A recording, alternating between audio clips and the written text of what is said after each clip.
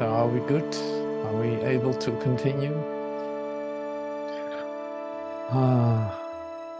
So it's great to feel the love for you, and it's great to share this moment with you in love and peace. It's just totally great.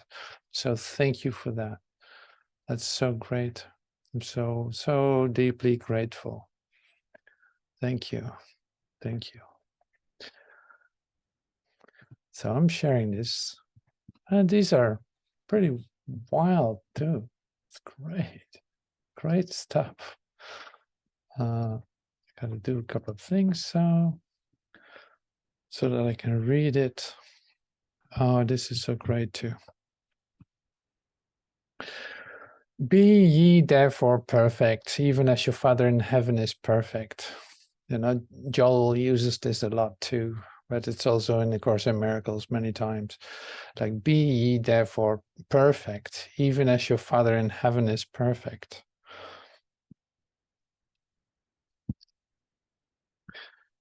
But here's something going on. Be ye therefore perfect, even as your Father in heaven is perfect. I love that idea. Like, it's a lovely idea to receive that you were created perfectly. And that implies a lot. That implies everything about your well-being, your state of comfort, your peace, your state of grace, and all of that.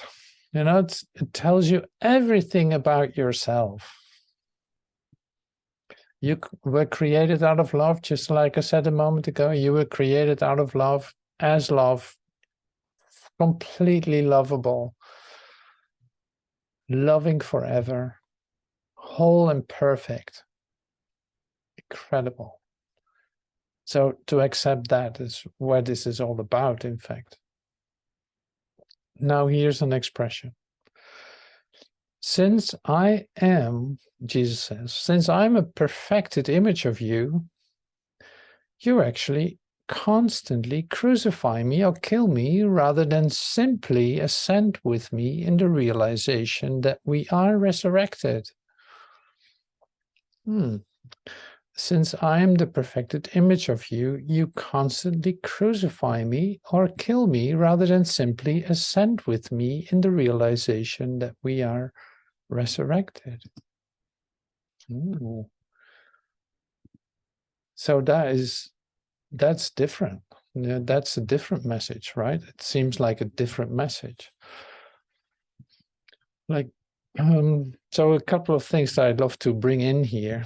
So it's like Jesus is talking about ascending here too. It's like, why don't you ascend with me in the realization that we are resurrected? Why are you not ascending with me? Well, why are we not ascending with Jesus in this realization of oneness? You know, why aren't we? Because there's a reason for it. You know, there's a reason for it. Otherwise, we wouldn't be here to sit with this and to take another look at what actually is occurring. We're talking here, and which is totally amazing as an idea, is like we're talking here about the basic teaching of Jesus Christ. It is not, it didn't say it's simple teaching. It is a basic teaching. So fundamental ideas are being shared here. One of them being this, like what this ascension actually means. It's like, for this one moment, leaving the world for what it is, just like we practice in meditation, leaving the world for what it is, and leaving ideas about your brother for what they are, leaving ideas about yourself for what they are, leaving ideas about God for what they are, leaving a completely open space, like absolutely opening your mind to just communicate and nothing else. Just like I said a moment ago, it's like staying in your peace, seeing like this is the only time there is. There's nothing else going on. So staying with that, what happens? the world that seemed so real a moment ago literally disappears. It's like it literally dissolves. You feel like you be lifted up in a vertical realization of yourself instead of struggling in the horizontal. This is all happening in this present moment, in which you go deep within and at the same time rise high above this all. This is what we mean with the idea of ascending. It's like ascending. It is not transcending, just lifting yourself above something. No, this is an actual experience of letting something completely dissolve, in fact. And it's a joyous event. So it's, same thing here. It's like, it's not a doing. It's not that we do this, we do ascend. No, it is not a doing, but it is more like an invitation to yourself to allow yourself to come to the place where you can let go of these ideas. The result of that letting go is ascension. It's going to be given to you. You don't have to manipulate it or control it or anything like that. No, it will come to you. Just listen, be open, receive. Listen, listen, listen, listen, listen. Be patient. Take time to do that. All these things. So that is one thing. So recognizing that you're actually coming into a state of resurrection. And resurrection, what is that? What is that idea? And we're actually, say, moving a bit ahead of ourselves here, because on Wednesday, I wanted to start the incorruptible body. Well, this is exactly what we're talking about with that too. So I go deeper into this idea of ascension, resurrection, a resurrecting body, a resurrecting mind, an ascension, ascending body. But anyway, to bring it back to here right now, it is in your experience of letting go of this, say, all kinds of other possibilities are suddenly there, and you go as deep into them as you can in that moment. Okay, I'm going to bring it down back to our experience right here, right now. So you can see, like, when we deeply relax, when we, for instance, play some music that is a bit like helping you to relax deeply into yourself, coming deeply in touch with yourself, you see that it has an intensity that has nothing to do with the music. It has an communication that suddenly seems to be possible, where you can just tap in and be part of. Seeing that you only need to get over yourself a little bit. It's the same as seeing an orchestra play as one. They are all seem to be seeming individuals trying to play notes on a piece of paper and doing their things with their little machines, but actually they're making music, and they can play as one. If they're really into it, they can play as one, having an experience of communication. There's only one who's directing it, but at the same time, it seems to all work out by itself. And the same can be with the audience listening to it. And suddenly it's like, wow, there was a transcending, like a real beautiful transcending experience, where it was as if we were one with the orchestra. There was only one thing going on. Is what our experience can be. It's like, well, this is a nice example. You can really see that you are familiar with this. You know this. It is just that you think it can only happen at certain times in certain circumstances, and maybe just a couple of times in your lifetime that you really get to the bottom of that.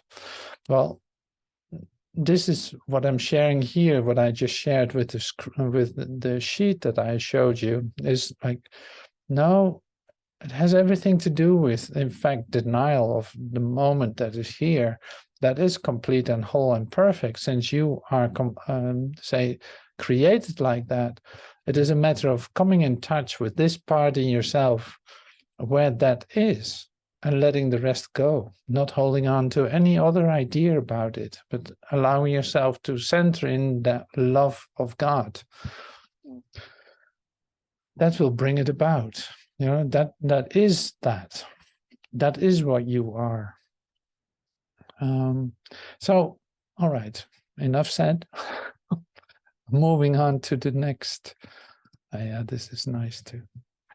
Okay, so very lovely. I love this too. This is really about self-forgiveness. This is my beloved Son, in whom I'm well pleased. Hear ye him. So this is Matthew 17. So there's in the earlier Matthew, I think it's Matthew 3, that Jesus says this to, like, that God is speaking this to him. It's like, this is my beloved Son, in whom I'm well pleased. Hear ye him. So this is a promise. This is a reality. This is what you are. You are the beloved Son, in whom God is well pleased. Like, it doesn't miss anything, because it is created by itself, as the love that is. Hear ye him. In other words, listen, listen, listen, listen. So here are two expressions related to the idea of self-forgiveness. I am innocent of the guilt of naming myself in association with myself. Like, whatever I thought about myself, I'm free of guilt of that.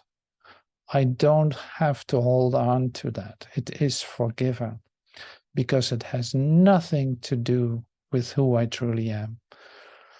But you're not guilty. And this is an essential, basic teaching of Jesus. In fact, it's like, you're innocent of the guilt of doubting, in fact, creating an image of yourself. You're free of the guilt of that. Like, you're dismissed. You're fine. Even though that's something that you did, and you started to believe in it, and you started to repeat it and perpetuate it and defend it, and you did all these things with it, and projecting the guilt outside, projecting anger outside, attacking, killing, murdering, whatever you did. That had no effect on you whatsoever in who you truly are. And we're talking about the beloved Son that you are. I am innocent of the guilt of naming myself in association with myself. I'm innocent of the guilt of my self-identity. And there are no exceptions to that. Yeah, okay, so I do it like this. So there's no exception to it. And that is something you really have to sit with. Like, it is so great to remember that this whole thing that you call your existence, call your life, this whole thing that you carry with you as a burden in your backpack, as a cross on your shoulders, it's an incredible elephant in your in your view. Like, none of that has any effect, and you're completely forgiven for whatever you think you did to yourself, because that was the only thing that happened. It had no effect. It didn't go anywhere. It didn't change your belovedness. It didn't change your true being. It didn't change your soul. It did not have any effect on that whatsoever. So this is my beloved Son, in whom I'm well pleased. Now, listen, hear ye this, hear ye this, hear what is being shared. Try to hear what this says, because it is like burning every idea away that puts a blame on you, that has to do with the guilt that you carry with you or feel or are obsessed with or can't forget, or all of this. It's like, you're forgiven. Now you only have to forgive yourself. It had no effect. It has nothing to do with your true identity. So this is a real teaching of self-forgiveness, of letting go of your ideas, in order, like, we don't do these things just to become a good person or something. No, to come into the possibility of having peace of mind. That's in fact the first step. Seeing that you transcend, or that you ascend, sorry, with Jesus, with your Father, with your brother. See that you ascend with them, literally are being lifted into heaven. You know, it's literally you step into heaven. You start to directly communicate with one another as one, knowing that there's nothing to forgive, completely falling in love with one another all the time, and allowing that to teach you where to go, what to say, and what to do. That's how practical this is going to be, and this how this is, in fact. So there are no exceptions. There's nothing that isn't forgiven. So this is so great. So looking at it with your whole mind, like with your illumined mind, you look at this and you see nothing to forgive. You know it didn't have any effect on anything, no matter how crazy it was for just a moment. Well, that is the offering here.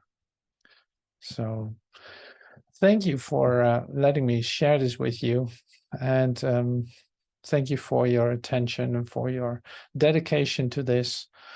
And I hope to see you soon. Thank you so much.